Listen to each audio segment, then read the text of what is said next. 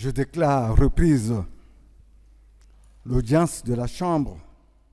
Le mardi 5 décembre 2023 à 10h20, la section d'assises de la Cour pénale spéciale CPS a ouvert son second procès dans l'affaire Le Procureur spécial contre les accusés Khalid Azor en détention provisoire, Chafardine Moussa en détention provisoire, Ontar Amat en détention provisoire, Wonjono Drogba, Oumar Oscar sous contrôle judiciaire, Général Faché recherché, Younous Kalamial recherché, Ataïr English recherché, Abdel Khan Mahamad Saleh recherché, Fotor Sinin recherché et Youssouf Mustafa alias Badiadi recherché.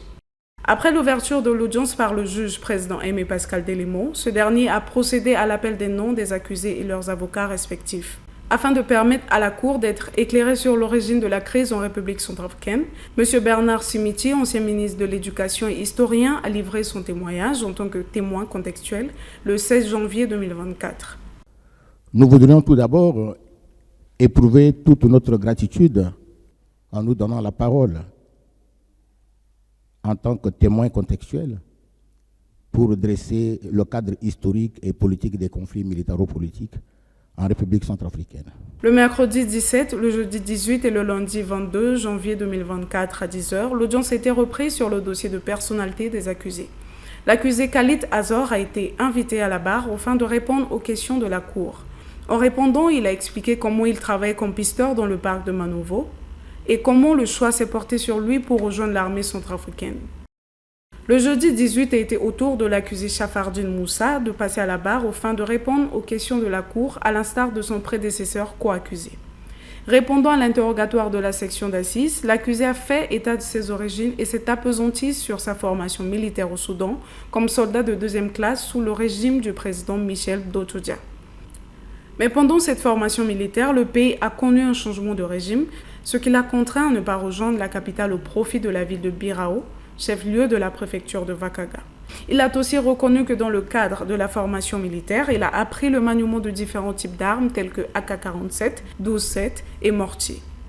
Après Azor Khalid et Chafardine Moussa, Ontar Amat est le troisième à se livrer à cet exercice depuis le début de la reprise de ce procès le 16 janvier. Le lundi 22 janvier 2024 à 10h, le juge président de la section d'assises Aimé Pascal Delimot a interrogé l'accusé sur son lieu de naissance, sa formation et son expérience professionnelle. L'accusé a dit avoir cessé ses études à l'école primaire, précisément au cours élémentaire premier niveau C1, et que par la suite il est allé à l'école coranique 5 années durant, dans le but d'approfondir sa connaissance religieuse. Marié et père de 2 enfants, il a indiqué être exploitant minier et ne fait partie d'aucun groupe armé.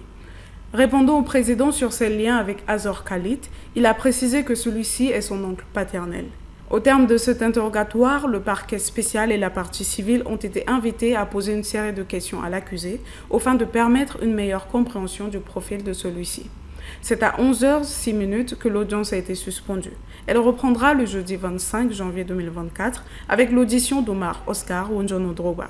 L'audience s'est tenue le vendredi 2 février avec l'intervention d'un témoin contextuel en la personne de M. Ibrahim Senoussi, sultan maire de la ville de Ndélé. Dans sa déposition, le témoin s'est exprimé en français. Il a déclaré qu'il y a eu 3 attaques dont la genèse remontait à l'assassinat d'un jeune Goula par le général Balamane de l'ethnie Runga sur l'axe Bamingi-Bré.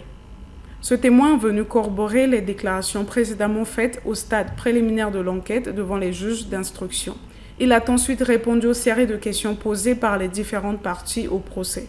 Cette audition a permis de révéler qu'Azor Khalid résidait à Bria et qu'il a été interpellé à Ndélé par la MINUSCA après les événements.